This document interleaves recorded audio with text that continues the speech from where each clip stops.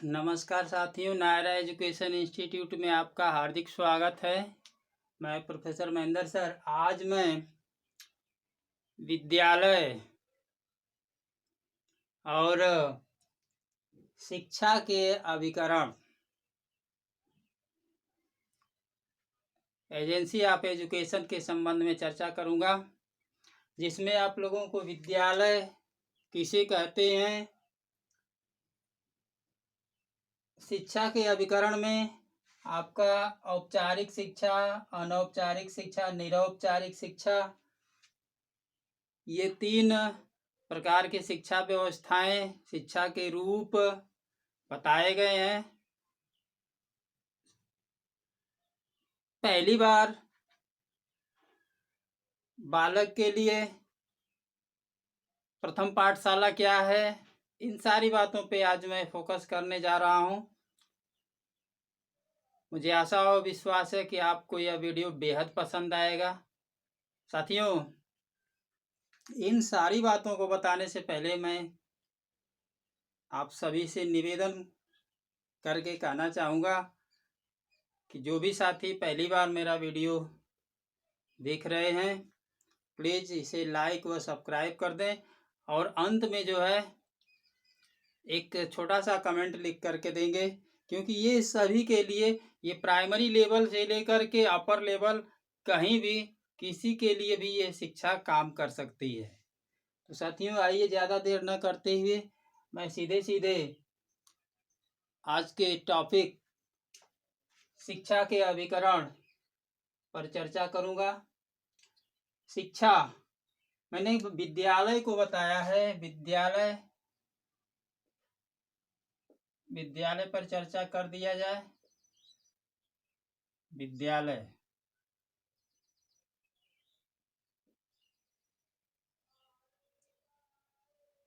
विद्यालय को संधि विच्छेद करेंगे तो विद्या होगा,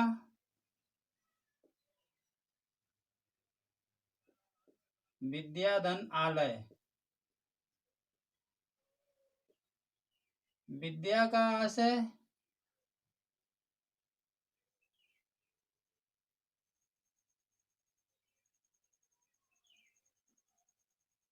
ज्ञान प्राप्त करना।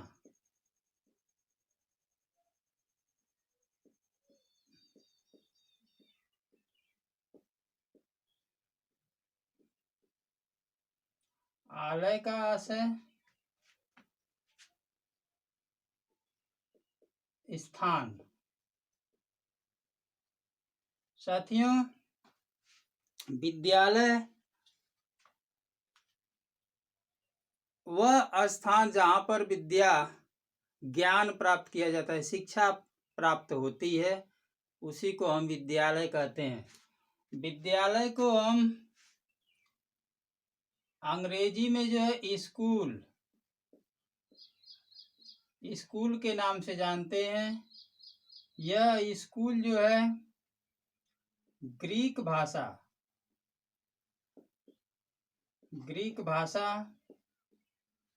का शब्द है स्कूले।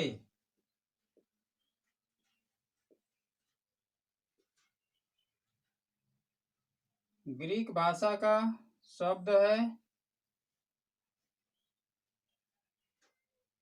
स्कूले।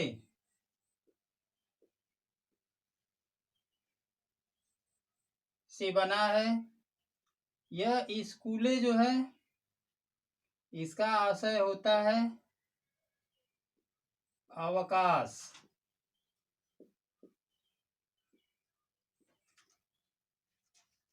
शिक्षा प्राप्त करने के लिए साथियों खाली समय चाहिए। खाली समय नहीं है तो शिक्षा प्राप्त कैसे होगा? तो साथियों, आपने विद्यालय को जाना कि विद्यालय विद्या धनालय, वह स्थान जहाँ पर ज्ञान प्राप्त किया जाता है, उस स्थान को जो है विद्यालय कहते हैं, स्कूल कहते हैं।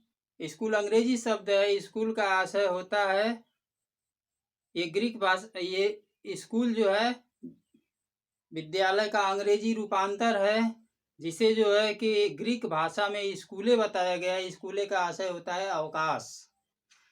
तो पढ़ने के लिए खाली समय चाहिए, तभी पढ़ाई होगा। नहीं समय है तो कैसे पढ़ाई होगा। साथियों, पहले प्राचीन काल में जो विद्यालय की व्यवस्था थी गुरुकुलों में होती थी, अब तो तमाम तरह के शिक्षालय बन चुके हैं। पहले की शिक्षा व्यवस्था प्राचीन काल की और आधुनिक काल में बहुत ही अंतर है। साथियों, इसको मैं वैदिक काल में पढ़ा चुका हूँ। अब हम सीधे शिक्षा के अभिकरण के तरफ हम चलते हैं कि शिक्षा का अभिकरण ये क्या है, इसके तरफ आपका ध्यान आकर्षित करेंगे। शिक्षा का अभिकरण क्या है। शिक्षा के अभिकरण, शिक्षा है क्या साथियों? शिक्षा है क्या? शिक्षा शब्द की उत्पत्ति संस्कृत के शिक्ष धातु, शिक्षा शब्द की उत्पत्ति जो है संस्कृत का शिक्ष धातु, शिक्ष धातु,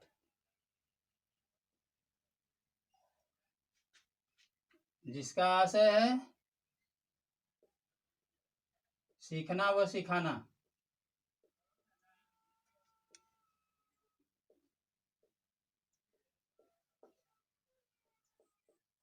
इस पर ज्यादा चर्चा आज मुझे नहीं करना है, बस केवल बता दिया हूं शिक्ष धातु, जिसका आशय है सीखना व सिखाना। हम सीधे शिक्षा के अभिकरण, शिक्षा के रूप के तरफ चलते हैं। शिक्षा के रूप ये 3 तरह के हैं साथियों: औपचारिक शिक्षा, अनौपचारिक शिक्षा और निरौपचारिक शिक्षा। आए दिन प्राय भ्रम बन जाता है कि शिक्षा के 2 ही रूप हैं, एक औपचारिक और दूसरा अनौपचारिक, लेकिन ये निरौपचारिक को लोग भूल जाते हैं। यहीं से मिस्टेक होता है और इसी मिस्टेक से जो है दिक्कतें होती हैं। तो साथियों, आइए मैं औपचारिक शिक्षा की चर्चा कर देता हूँ। औपचारिक शिक्षा वह शिक्षा व्यवस्था होती है जिसमें सब कुछ निश्चित होता है, सब कुछ, और वह पूरी तरह से नियंत्रित होती है। निश्चित भी होता है और नियंत्रण भी होता है, इस बात को ध्यान में रखिएगा। वह शिक्षा व्यवस्था जिसमें सब कुछ निश्चित होता है और पूरी तरह से उस पर नियंत्रण भी होता है, ऐसी शिक्षा व्यवस्था औपचारिक शिक्षा के अंतर्गत आती है। साथियों, औपचारिक शिक्षा, दूसरे शब्दों में हम कह सकते हैं कि औपचारिक शिक्षा वह शिक्षा होती है जहाँ पर निश्चित स्थान, निश्चित विद्यालय, निश्चित शिक्षक, निश्चित छात्र, निश्चित कक्षाएं, निश्चित समय और निश्चित समय पर परीक्षा, सब कुछ निश्चित होता है, वह जो है औपचारिक शिक्षा के अंतर्गत आता है। औपचारिक शिक्षा का प्रमुख उदाहरण जो है, यहाँ पे सब कुछ निश्चित होता है, सब कुछ, मैं लिख दे रहा हूं, सब कुछ निश्चित, निश्चित व नियंत्रित।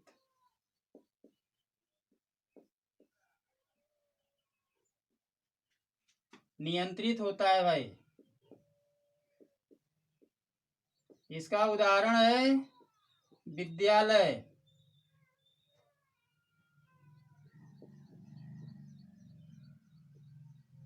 विद्यालय में सब कुछ निश्चित होता है, स्थान, समय, शिक्षक, छात्र, कक्षा। दूसरी शिक्षा व्यवस्था है साथियों अनौपचारिक शिक्षा। अनौपचारिक शिक्षा आपने देखा कि जहाँ पर सब कुछ निश्चित होता है, पहले से निश्चित कर दिया जाता है, वहाँ पे बालक जाकर के पढ़ते हैं, वह है विद्यालय। और वहाँ पर जो है बच्चों की पढ़ाई होती है और पढ़ करके अपनी डिग्री प्राप्त करते हैं, यहाँ पे सर्टिफिकेट दिया जाता है। साथियों, दूसरी शिक्षा व्यवस्था है अनौपचारिक शिक्षा। अनौपचारिक शिक्षा में जो है न तो निश्चित होता है, न तो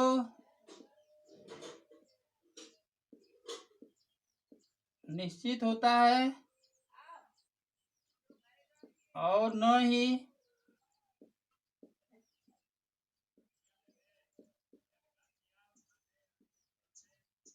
नियंत्रित, न तो इस पर कोई नियंत्रण होता है, न तो निश्चित होता है और न ही नियंत्रण। ऐसी शिक्षा व्यवस्था जहाँ पे कोई निश्चितता और कोई नियंत्रण कुछ भी नहीं होता है। ऐसी शिक्षा व्यवस्था जहाँ पर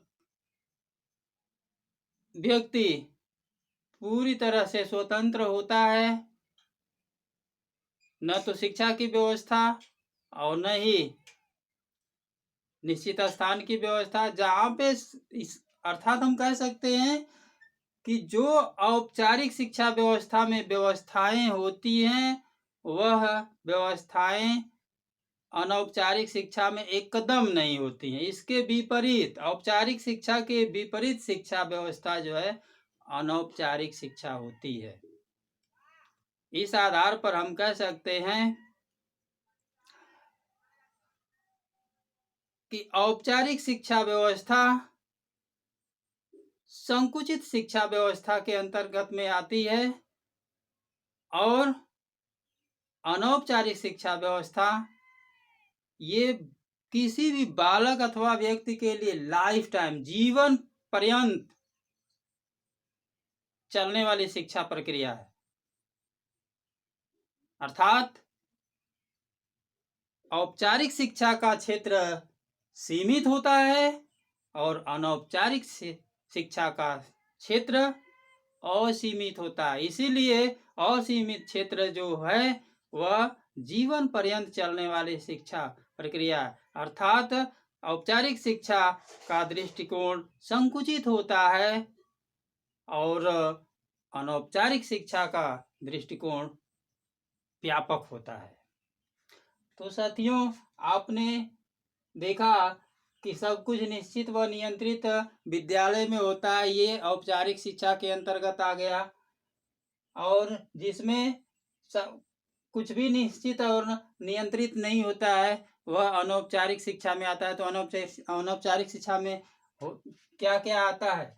तो साथियों, अनौपचारिक शिक्षा के अंतर्गत आता है परिवार है, समुदाय है, परिवार है, समुदाय है, धर्म है, पुस्तकालय है, धर्म है, पुस्तकालय है, राज्य है, संग्रहालय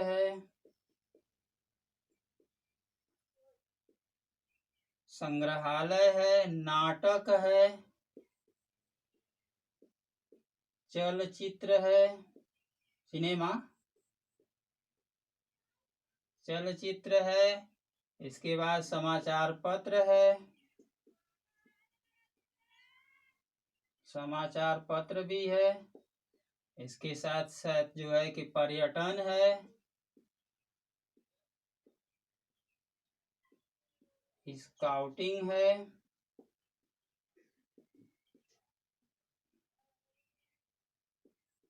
स्काउटिंग और गाइडिंग। ये साथियों आपका अनौपचारिक शिक्षा के अंतर्गत आता है। परिवार, समुदाय, धर्म, पुस्तकालय, राज्य, संग्रहालय, नाटक, चलचित्र, समाचार पत्र, पर्यटन, स्काउटिंग और गाइडिंग, ये सभी अनौपचारिक शिक्षा के अंतर्गत आते हैं, जिसमें बालक जो है कि अपना बालक अथवा व्यक्ति सीखते रहता है। ये लाइफ टाइम तक चलता रहता है। इसके लिए समय प्रतिबंधित नहीं होता है, नियंत्रण नहीं होता है। निरौपचारिक शिक्षा, अब हम आते हैं निरौपचारिक शिक्षा को लेकर के।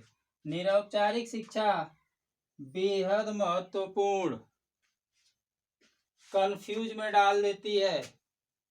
इसको ध्यान में रखिएगा साथियों, क्योंकि किसी भी कंपटीशन के लिए निरौपचारिक शिक्षा से संबंधित ऐसे घुमावदार क्वेश्चन होते हैं जो आपको जो है कि परेशान कर सकते हैं।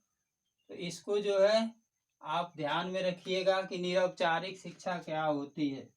तो निरौपचारिक शिक्षा जो है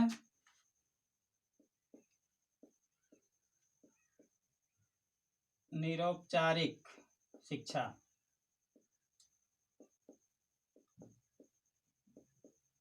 निरौपचारिक शिक्षा का सूत्र मैं दे रहा हूं।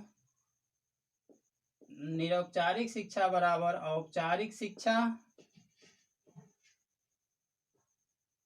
औपचारिक शिक्षा धन अनौपचारिक शिक्षा, अनौपचारिक शिक्षा। अभी मैं इसको आपको समझा दे रहा हूं कि निरौपचारिक शिक्षा क्या है। ध्यान दीजिएगा, निरौपचारिक शिक्षा बराबर औपचारिक शिक्षा धन अनौपचारिक शिक्षा। इस बात को लेकर के हम स्पष्ट रूप से कह सकते हैं कि निरौपचारिक शिक्षा वह शिक्षा व्यवस्था होती है जिसमें नियंत्रण भी होता है और अनियंत्रण भी होता है। नियंत्रण भी होता है, अनियंत्रण भी होता है, निश्चित भी होता है, अनिश्चित भी होता है, दोनों होता है। ऐसी शिक्षा व्यवस्था जहां पे निश्चितता और अनिश्चितता दोनों, तो क्या निश्चित होता है, क्या निश्चित नहीं होता है, क्या नियंत्रित होता है, क्या अनियंत्रित नहीं होता है।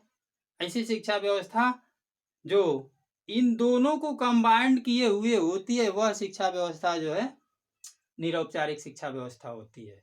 जैसे पढ़ने के लिए स्थान नहीं है, पढ़ने के लिए बालक को स्थान नहीं है, लेकिन परीक्षा होती है तो परीक्षा पर नियंत्रण होता है, उसके सेंटर बनाए जाते हैं। लेकिन पढ़ने के लिए बालक को निश्चित स्थान नहीं दिया जाता, न निश्चित समय होता है। दूसरा कि यहाँ पे परीक्षा होती है, सर्टिफिकेट यहाँ भी जारी होता है, औपचारिक में भी निरौपचारिक में भी, दोनों में सर्टिफिकेट जारी होता है। तो यहाँ पे परीक्षा की दृष्टि से दोनों में नियंत्रित व्यवहार है, यहाँ पे नियंत्रण है, और यहाँ पे अनियंत्रण है, निश्चित नहीं होता। यहाँ पे कक्षाएं, निरौपचारिक शिक्षा में कक्षाएं निश्चित नहीं होती हैं। तो साथियों, वह शिक्षा व्यवस्था जहाँ पर नियंत्रण और अनियंत्रण, निश्चित और अनिश्चितता दोनों होती है, इस प्रकार की शिक्षा व्यवस्था जो है निरौपचारिक शिक्षा के अंतर्गत आती है। तो निरौपचारिक शिक्षा के अंतर्गत जो आता है व्यवस्था, ये व्यवस्था है आपका दूरवर्ती शिक्षा। दूरवर्ती शिक्षा, दूरवर्ती शिक्षा, मुक्त विश्वविद्यालय, मुक्त विश्वविद्यालय, मुक्त विश्वविद्यालय। फिर आता है शैक्षिक रेडियो, शैक्षिक रेडियो। फिर आता है शैक्षिक दूरदर्शन। ये सब ध्यान दीजिएगा, ये सब बहुत महत्वपूर्ण है। ज्यादातर लोग क्या करते हैं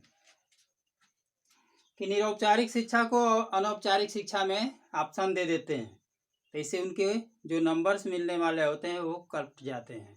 तो निरौपचारिक शिक्षा में दूरवर्ती शिक्षा, मुक्त विश्वविद्यालय, शैक्षिक रेडियो और शैक्षिक दूरदर्शन, ये सब आता है। साथियों, इससे संबंधित कुछ प्रश्न हम बना करके लाए हैं, आप ध्यान दीजिएगा। पहला प्रश्न है, बालक की प्रथम पाठशाला किसे कहा गया है? बालक की प्रथम पाठशाला,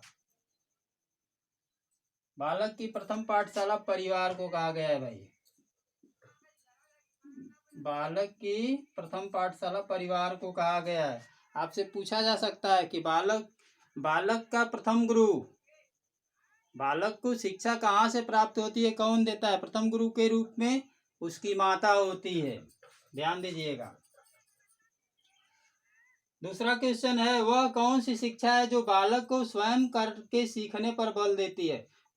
very very most important question बन सकता है ऑल कंपटीशन।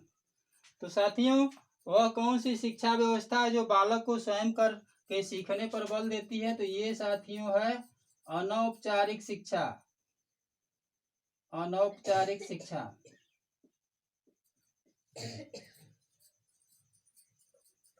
ये अनौपचारिक शिक्षा जो है बालक को स्वयं करके सीखने पर बल देती है। नेक्स्ट क्वेश्चन, स्कूल शब्द की उत्पत्ति ग्रीक भाषा के स्कूले से आशय क्या है? इसका आशय साथियों अवकाश है। इसका आशय अवकाश है। नेक्स्ट क्वेश्चन, विद्यालय को समस्त संसार का ही नहीं, यहाँ पे ही जोड़ देते हैं तो अच्छा रहेगा।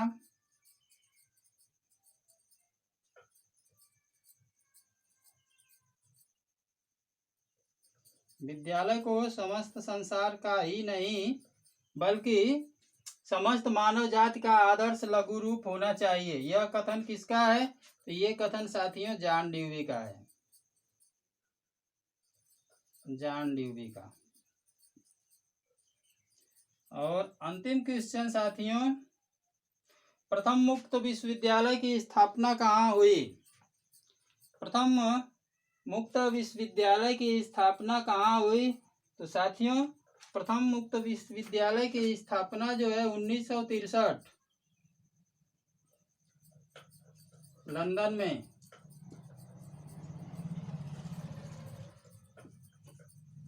1963 हेराल्ड विल्सन